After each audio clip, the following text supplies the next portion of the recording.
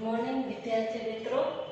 આજે આપણે ધોરણ 12 બરાબર એમાં n બિંદુવત વિદ્યુત ભારોના તંત્ર દ્વારા જે કુલ વિદ્યુત ક્ષેત્ર લાગે છે એના વિશેનો અભ્યાસ કરવાના છે બરાબર।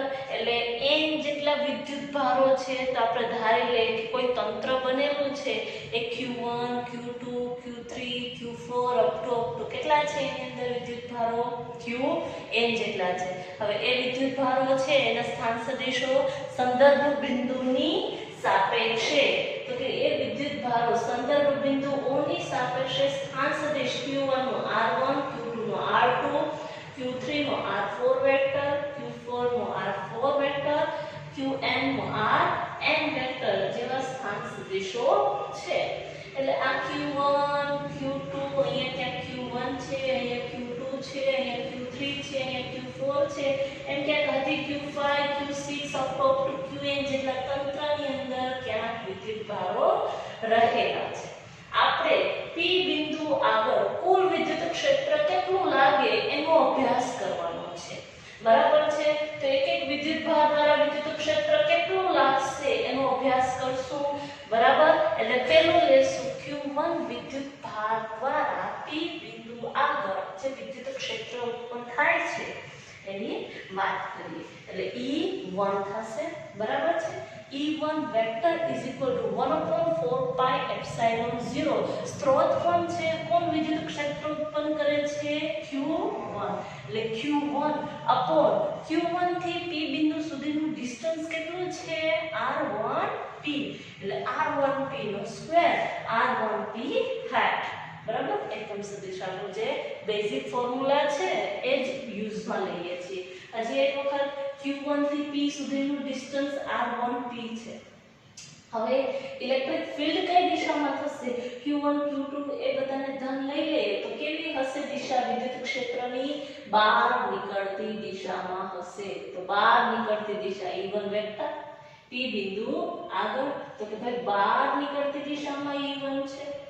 એવી રીતે Q2 વેક્ટર દ્વારા વિદ્યુત ક્ષેત્ર P બિંદુ આગળ એટલે E2 વેક્ટર Q2 દ્વારા P બિંદુ આગળ કેટલું લાગે છે ઇલેક્ટ્રિક ફિલ્ડ એ જ જોઈએ છે। E2 vector is equal to 1/4 pi epsilon 0 આપણો સ્ત્રોત કોણ છે તો કે Q2 એટલે Q2 upon R2P square R2P hat. આવી રીતે અપ ટુ આપણે Q3 Q4 Qn સુધીના ઇલેક્ટ્રિક ફિલ્ડ મેળવશું એને શું નામ આપશું E3 E4 E up to En સુધી એવા આપણે ઇલેક્ટ્રિક ફિલ્ડ મેળવી શકીએ। એમાં બસ 1 ની જગ્યાએ 3 કાં તો 2 ની જગ્યાએ એવી રીતે આપણે ખાલી ચેન્જ કરવાનું છે P બિંદુ આગળ મેળવવાનું છે ઇલેક્ટ્રિક ફિલ્ડ બરાબર છે। તો પરિણામે વિદ્યુત ક્ષેત્ર મેળવીએ ચલો જે R3 એની ઇલેક્ટ્રિક ફિલ્ડની દિશા કઈ થશે Q3 ધન છે એટલે બહાર નીકળતી દિશામાં E3 બહાર નીકળતી દિશામાં બરાબર। ત્યાર પછી અહીંયા Q4 છે ડિસ્ટન્સ તો કે R4P બરાબર અને વિદ્યુત ક્ષેત્ર બહાર નીકળતી દિશામાં એટલે E4 વેક્ટર આવી રીતે બહાર નીકળતી દિશામાં આવશે। હવે આ બધાનો સરવાળો આપણે કરશું તો એના પહેલા હું ખાલી આ ચારનો સરવાળો અહીંયા આપણે છે 11th ની અંદર ત્રિકોણની રીત બરાબર પછી સમાંતર બાજુ ચતુષ્કોણની રીત આ બધી રીતો છે એની મદદથી સદિશોના સરવાળા શીખી ગયા છે। એટલે આ જે સદિશોના સરવાળા છે એ ખાલી અત્યારે E1 E2 E3 E4 ના આકૃતિમાં બતાવીએ પછી આપણે બેઝિક સરવાળો જ કરવાનો રહેશે। એટલે અહીંયા જુઓ E1 અને E2 નું પરિણામી વિદ્યુત ક્ષેત્ર કેટલું હશે આ બીજા બધાને ભૂલી જવાનું છે ખાલી E1 અને E2 ને ધ્યાન રાખો। અહીંયા E1 છે E2 છે બરાબર છે બંનેના હેડ બહાર નીકળતી દિશામાં છે માટે ત્રિકોણની રીત અપ્લાય થાય નહીં એટલે આપણે સમાંતર બાજુ ચતુષ્કોણ કરશું। સમાંતર બાજુ ચતુષ્કોણ બનાવીએ તો કંઈક આવો બનશે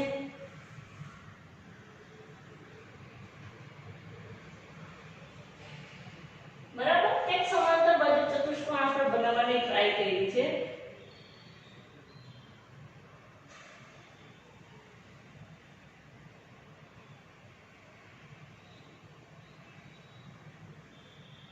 તો હવે આમાંથી શું આવશે બે હેડ બહાર નીકળતા સમાંતર બાજુ ચતુષ્કોણ વિકર્ણ છે તો એમાંથી પસાર થતું જે વિકર્ણ છે એ મને પરિણામી સદિશ આપે છે. E1 + E2 આ થાય.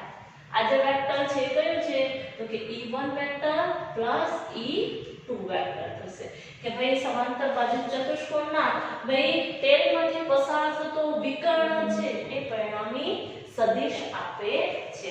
ચલો આ તો આ બંનેનો તો સરવાળો થઈ ગયો એટલે આ બંનેને હવે ભૂલી જવાના છે તો એમ કરી આપણે એને કાઢી નાખીએ કેમ કે એની વાત અહીંયા E1 અને E2 એને રિપ્રેઝન્ટ કરે જ છે પ્લસ પરિણામી સદિશ જે છે એ એમાં આવી ગયા છે E1 અને E2.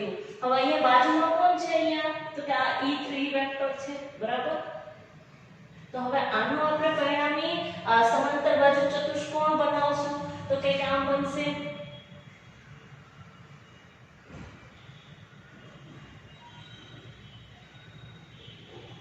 કાઇન્ડ ઓફ કંઈક આવું બનશે બરાબર સમાંતર બાજુ ચતુષ્કોણ. તો આ બંને કે અહીંયા કયો વેક્ટર છે E1 + E2 આ કયો વેક્ટર છે E3 એના ટેલમાંથી પસાર થતો વિકર્ણ એ શું આપશે તો કે બંને સદિશોનો પરિણામી સદિશ મતલબ કે સરવાળો E3 E1 + E2 + E3 vector આ આપે છે બરાબર છે. હવે આ બે સદિશોનો સરવાળો કરી નાખ્યો એટલે એ પણ હવે આને દર્શાવવાની જરૂર નથી તો આપણે આને પણ કાઢી નાખીએ કે ભાઈ આ બંનેનો તો સરવાળો થઈ ગયો છે. હવે કોણ બાકી રહ્યું છે તો કે E4 વેક્ટર અને આ. તો આનો અહીંયા આપણે શું કરશું તો કે ભાઈ પરિણામી સદિશ માટે સમાંતર બાજુ ચતુષ્કોણ બનાવશું તો કે આવો બનશે બરાબર છે. બે હેડ છે ટેલમાંથી પસાર થતો વિકર્ણ એ કંઈક પરિણામી સદિશ આપે છે માટે આ આપણો પરિણામી સદિશ થશે E1 vector + E2 vector + E3 vector + E4 આવી રીતે આપણે સમાંતર બાજુ ચતુષ્કોણ યુઝ કરી અને ટોટલ કેટલા તો કે n સુધીના જે વિદ્યુતભારો છે એનો શું કરીએ તો કે સરવાળો કરીએ છીએ સદિશોની મદદથી સરવાળો કરીએ છીએ.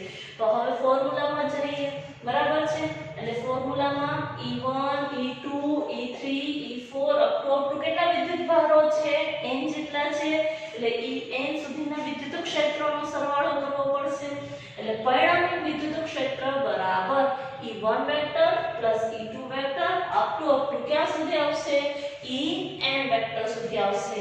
E1 નો formula 1/4πε0 Q1/r1p² r1p hat. E2 ની કિંમત મૂકી દો 1/4πε0 Q2/r2p² r2p hat up to En તો કે 1/4πε0 n વિદ્યુતભાર Qn rnp² rnp hat બરાબર છે. આવી રીતે બધાનો સરવાળો કરી નાખીએ એટલે આપણે પરિણામી સરવાળો મળી જશે. આને છે એ આપણે ભાઈ ટૂંકી રીતે જરાક લખી નાખીએ સમેશન દ્વારા એટલે પરિણામી વિદ્યુત ક્ષેત્ર ને સાદો એક ફોર્મ્યુલા આપીએ છીએ E વેક્ટર = 1/4πε0 બરાબર. હવે આમાં જુઓ કે p બધામાં કોમન છે ચેન્જ શું થાય છે પેલા 1 2 3 4 અપ ટુ શું આવશે n આવશે એટલે આપણે અહીંયા લખશું સમેશનમાં I = 1 to n qi બરાબર rip² rip hat એટલે આ આપણો બેઝિક સમેશન સરવાળો બતાવશે. સમેશન સરવાળો ક્યાંથી કરવાનો છે તો 1 થી ક્યાં સુધીનો n સુધીનો કરવાનો છે. પહેલા 1 મૂકશો એટલે Q1/r1p² r1p hat 2 મૂકો 3 મૂકો અને બધાને શું કરી નાખો n સુધીના સરવાળો કરી નાખો. એટલે આ બેઝિક તંત્ર માટે બરાબર કે જ્યાં n વિદ્યુતભારો હોય ત્યારે ઇલેક્ટ્રિક ફિલ્ડનો ફોર્મ્યુલા કંઈક આવો થાય છે બરાબર.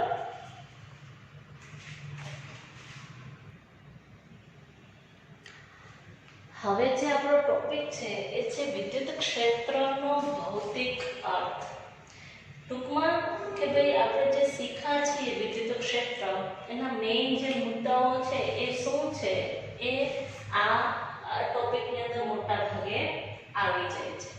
એટલે પહેલો જે છે એ અહીંયા લખ્યું છે વિદ્યુત ભારોના તંત્રની આસપાસના અવકાશના બિંદુએ વિદ્યુત ક્ષેત્ર. વિદ્યુત ક્ષેત્ર કોને કહેવાય? તો કે વિદ્યુત ભાર દ્વારા જે તે બિંદુ આગળ કેટલું વિદ્યુત ક્ષેત્ર લાગે છે એ, બરાબર. એટલે અહીંયા જે છે એ પેલું. ત્યાર પછી તો કે તે બિંદુએ એકમ વિદ્યુત ભાર પર લાગતું વિદ્યુતીય બળ એટલે વિદ્યુત ક્ષેત્ર.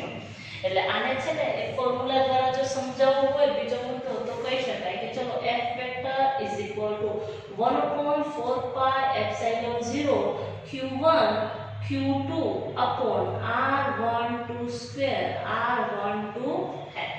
કે કોઈ Q1 છે વિદ્યુત ભાર, અહીંયા કોઈ Q2 વિદ્યુત ભાર છે, બરાબર છે. 1 દ્વારા 2 પર લાગતું બળ એટલે R12, બરાબર. 1 દ્વારા 2 પર લાગતું બળ. તો હું એકમ કરી નાખું કે F upon Q2 કરી દઉં એટલે શું થશે તો કે ભાઈ 1/4 પાઈ, કાં તો નામ લખું કે એકમ વિદ્યુત ભાર Q2, બરાબર. એટલે વિદ્યુત ભારની કિંમત કેટલી થઈ ગઈ? Q2 ની 1 થઈ ગઈ.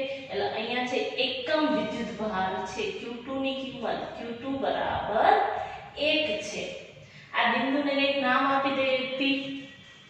લાંબો થઈ ગયો કે Q1 દ્વારા P પર લાગતું બળ. હવે અહીંયા જોજો ગણતરીની અંદર તો 1/4 પાઈ એપ્સિલોન 0 Q1 Q2 ની કિંમત 1 થઈ ગઈ એટલે કંઈ લખવાની જરૂર નથી. એટલે R12 સ્ક્વેર R12 hat. તો ઇલેક્ટ્રિક ફીલ્ડ કહી શકો કે નહીં કે ભાઈ વિદ્યુત ક્ષેત્ર એકમ વિદ્યુત તે બિંદુએ એકમ વિદ્યુત ભાર પર લાગતું વિદ્યુતીય બળ આપે છે. ઇલેક્ટ્રિક ફીલ્ડ એટલે બીજું કાંઈ નથી કે ભાઈ અહીંયા Q1 દ્વારા અહીંયા કોઈ એકમ ધારી લો એના ઉપર વિદ્યુત બળ કેટલું લાગે છે એ એટલે વિદ્યુત ક્ષેત્ર. E અને F કેવા થાય છે તો કે સરખા થાય છે. પછી એના પછીનો મુદ્દો શું છે તો અવકાશમાં દરેક બિંદુએ વિદ્યુત ક્ષેત્ર વ્યાખ્યાયિત કરી શકાય છે કે P અહીંયા લીધું, અહીંયા કોઈ Q લઈએ, પછી R લઈએ, S લઈએ, બરાબર. અલગ અલગ બિંદુએ વિદ્યુત ક્ષેત્ર છે એને વ્યાખ્યાયિત કરી શકાય છે અને એ બધા એકબીજાથી ભાઈ બિંદુ બદલાશે એટલે બધા કેવા હશે તો કે કિંમત કેવી હશે? અલગ હશે.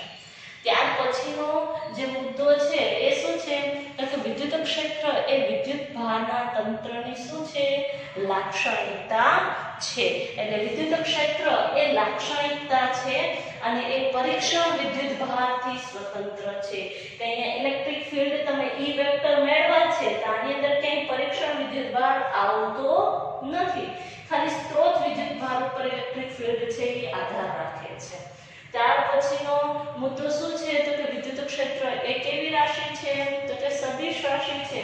અને આપણે શીખી ગયા કે Q1 જો ધન હશે તો વિદ્યુત ક્ષેત્ર બહાર નીકળતી દિશામાં, Q1 જો ઋણ હોય તો વિદ્યુત ક્ષેત્ર અંદર જતી દિશામાં. એવી રીતે ઇલેક્ટ્રિક ફીલ્ડ છે એ સદિશ રાશિ છે. ની કઈ દિશામાં હશે તો કે જે દિશામાં F વેક્ટર હશે એ દિશામાં E વેક્ટર પણ હશે, બરાબર છે. ત્યાર પછી નો છેલ્લો જે મુદ્દો છે એ છે કે ભાઈ પ્રવેગી જ્યારે વિદ્યુત ભારો હોય છે ત્યારે એ તરંગો ઉત્પન્ન કરે છે. જો કે આપણે ચેપ્ટર આગળ શીખશું ત્યારે આવશે જ, બરાબર છે. અને આ જે ગતિ કરતા પ્રવેગી ગતિ કરતા જે વિદ્યુત ભારો છે એ ઉત્પન્ન કરે છે તરંગો અને એ તરંગોની ઝડપ કેટલી હોય છે તો કે પ્રકાશની ઝડપ જેટલી હોય છે. એટલે આ એના મેઇન ખાલી મુદ્દા કેમ કહી શકાય કે તારણ તો પણ ચાલે. હવે એના આને ફરીથી એક વખત ખાલી આપણે વાંચી કાઢીએ. વિદ્યુત ભારોના તંત્રની આસપાસના બિંદુઓમાં શું મળે છે તો કે વિદ્યુત ક્ષેત્ર જે તે બિંદુએ મળે છે. બીજો મુદ્દો શું છે તો કે ભાઈ દરેક એકમ વિદ્યુત ભાર પર લાગતું બળ એટલે શું થાય? વિદ્યુત ક્ષેત્ર થાય છે. એ બીજો મુદ્દો છે. દરેક બિંદુ આગળ આપણે ઇલેક્ટ્રિક ફીલ્ડ મેળવી શકાય અને બિંદુ બદલાશે એટલે વિદ્યુત ક્ષેત્ર પર શું થાય તો કે ચેન્જ થાય છે. એના લાક્ષણિકતા છે અને એ પરીક્ષણ વિદ્યુત ભારથી સ્વતંત્ર છે. જ્યારે ઇલેક્ટ્રિક ફિલ્ડનો ફોર્મ્યુલા લઈએ છીએ ત્યારે સ્ત્રોત વિદ્યુત ભાર આવે તો પરીક્ષણ વિદ્યુત ભાર આવે નહીં. એટલે આ થશે ઇલેક્ટ્રિક ફિલ્ડ છે એ કેવી રાશિ છે તો કે સદિશ રાશિ છે. વિદ્યુત બળ જે હશે દિશામાં એ દિશામાં ઇલેક્ટ્રિક ફિલ્ડ હશે. ત્યાર પછી પ્રવેગી જે ગતિ કરતા વિદ્યુત ભારો છે એ એક તરંગો ઉત્પન્ન કરે છે. એ ડિટેલમાં આપણે આગળ આવવાનું છે, બરાબર. એટલે એની ઝડપ છે એ પ્રકાશના ઝડપ જેટલી હોય છે. હવે સાદા વિદ્યુત ભાર વિતરણની ક્ષેત્ર રેખાઓ જે છે એની વાત કરવાની છે. ટૂંકમાં ક્ષેત્ર રેખાઓ કેવી હોય? સૌપ્રથમ છે ક્ષેત્ર રેખાની રજૂઆત જે છે એ ફેરેડેએ કરેલી હતી, બરાબર છે. એટલે અહીંયા ક્ષેત્ર રેખાની ચિત્રાત્મક જે રજૂઆત છે એ ફેરેડેએ કરેલી હતી કે વિદ્યુત ક્ષેત્રને દ્રશ્યમાન આપણે વિદ્યુત ક્ષેત્ર દર્શાવવું છે તો આ રીતે દર્શાવી શકાય. અને બીજું એને ક્ષેત્ર રેખાને બળ રેખા પણ કહેલી છે. તો અહીંયા જો આપણે કહીએ કે ધન વિદ્યુત ભાર કોઈ લઈએ તો એની વિદ્યુત ક્ષેત્ર રેખાઓ બહાર નીકળતી દિશામાં હોય, બરાબર છે. આવી રીતે બહાર નીકળતી દિશામાં થશે. જેમ જેમ અંતર વધતું જશે એમ ક્ષેત્ર કેવું થતું જાય તો કે થોડું નબળું પડતું જાય. એટલે ક્ષેત્ર રેખાઓને થોડી થોડી ટૂંકાવી દઈએ કે ભાઈ જેમ જેમ દૂર જશું એમ વિદ્યુત ક્ષેત્ર રેખાઓ નબળી પડતી જાય છે, બરાબર. ક્યાં સુધી જશે તો કે અનંત અંતર સુધી આમ જશે. બધાને એવી રીતે દર્શાવી શકાય કે આ ધન વિદ્યુત ભારની વિદ્યુત ક્ષેત્ર રેખાઓ કંઈક આવી હશે.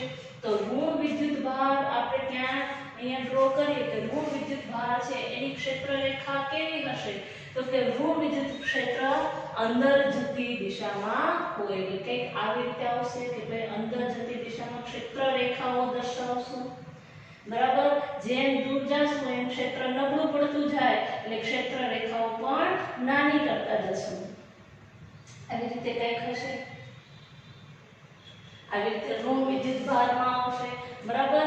એક ધન અને એક ઋણ એને બંનેને બાજુ બાજુમાં ગોઠવીએ કે અહીંયા એક ધન વિદ્યુત ભાર રાખ્યો છે, અહીંયા એક ઋણ વિદ્યુત ભાર રાખેલો છે.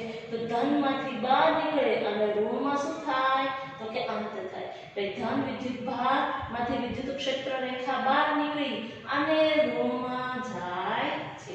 તો કંઈક આવી રીતે આવશે કે ભાઈ બહાર નીકળતી જશે વિદ્યુત ક્ષેત્ર રેખાઓ અને આની અંદર દાખલ થતી જશે.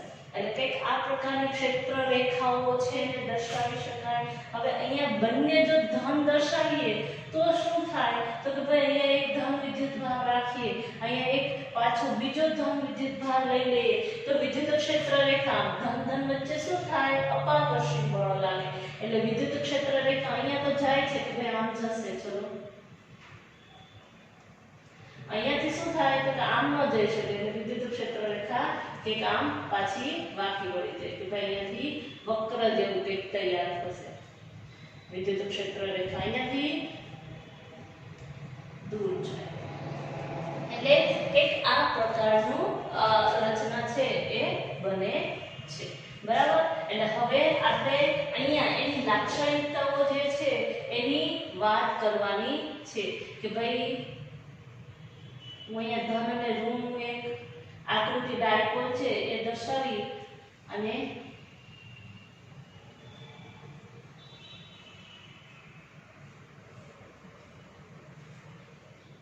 બરાબર ધનમાંથી બહાર નીકળે ઋણમાં અંદર દાખલ થાય. આ મુદ્દાની સાથે સાથે એની લાક્ષણિકતાઓ છે ક્ષેત્ર રેખાની લાક્ષણિકતાઓ શું છે એ પણ સમજી લઈએ.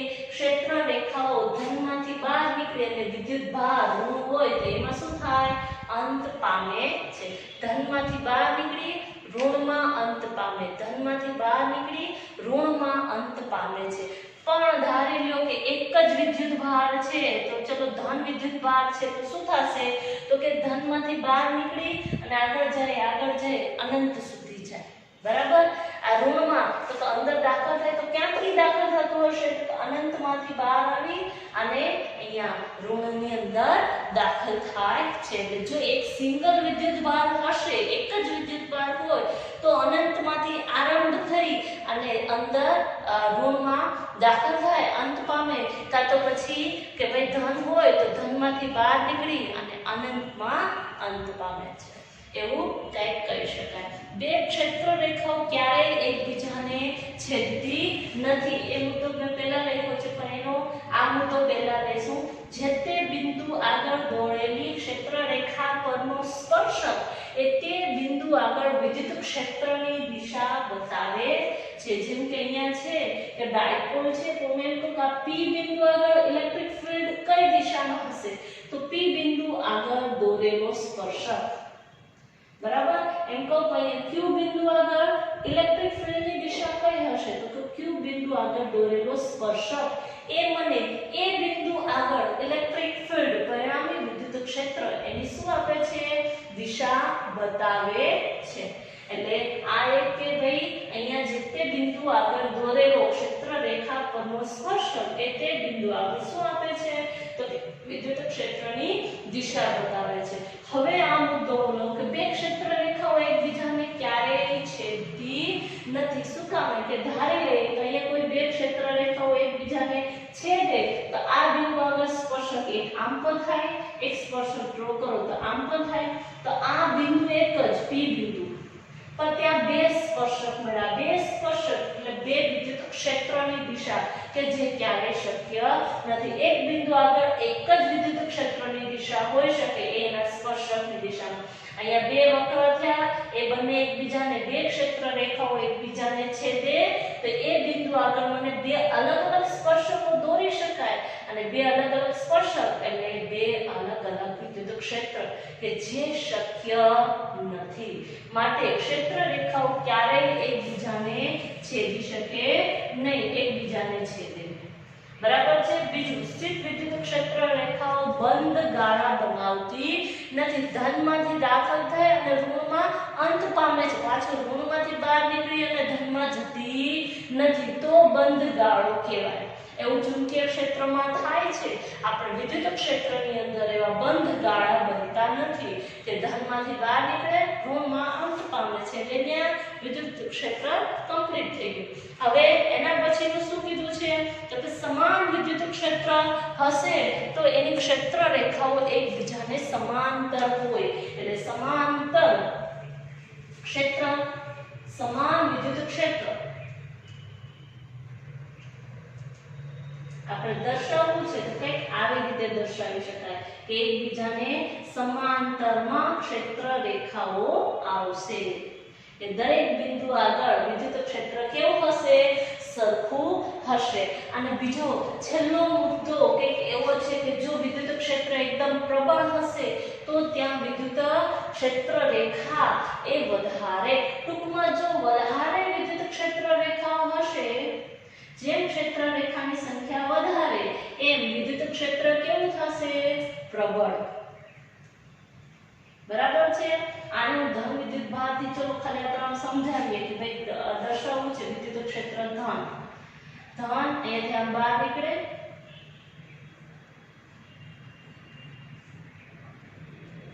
બરાબર. હવે હું અહીંયા આપણે એકમ ક્ષેત્રફળ લઈ લઈએ, બરાબર છે. તો હું અહીંયા આવી રીતે રાખું તો કે ભાઈ અહીંયા એકમ ક્ષેત્રફળ આપણે લઈ લઈએ તો આમાંથી પસાર થતી ક્ષેત્ર રેખાની સંખ્યા કેવી થાય કે ચલો અહીંયા કાઉન્ટિંગ કરીએ 1 2 and 3, બરાબર છે. ત્રણ ક્ષેત્ર રેખાઓ બની, આને ઉપાડીને અહીંયા લઈ લઉં તો કેટલી ક્ષેત્ર રેખા આવશે, એક, બરાબર છે. આ ખાલી કહેવાનું છે, એવું હોતું નથી કે ત્રણ ક્ષેત્ર રેખા, પણ આપણે ખાલી આમ એક્ઝામ્પલ તરીકે સમજાવવા માટે કહું છું કે અહીંયા મેં કોઈ એક ક્ષેત્રફળ લઈ લીધું કે એકમ ક્ષેત્રફળ, એમાંથી પસાર થતી જેમ નજીક નજીક ક્ષેત્રફળ લેતી જઈશ એમ ક્ષેત્ર રેખાની સંખ્યા કેવી થતી જશે, વધતી જશે. તો જેમ વધારે ક્ષેત્ર હશે એમ ક્ષેત્ર રેખાની સંખ્યા વધારે હશે એ વિદ્યુત ક્ષેત્ર કેવું હશે, પ્રબળ. જેમ જેમ દૂર જતા જઈએ આ જ ક્ષેત્રફળનું દૂર લેતી જાઓ તો ક્ષેત્ર રેખાની સંખ્યા ઘટતી જાય તો વિદ્યુત ક્ષેત્રની પ્રબળતા પણ કેવી થાય, તો કે ઓછી થતી જાય છે. એટલે જેમ વિદ્યુત ક્ષેત્ર પ્રબળ એમ વિદ્યુત ક્ષેત્ર રેખાની સંખ્યા વધારે.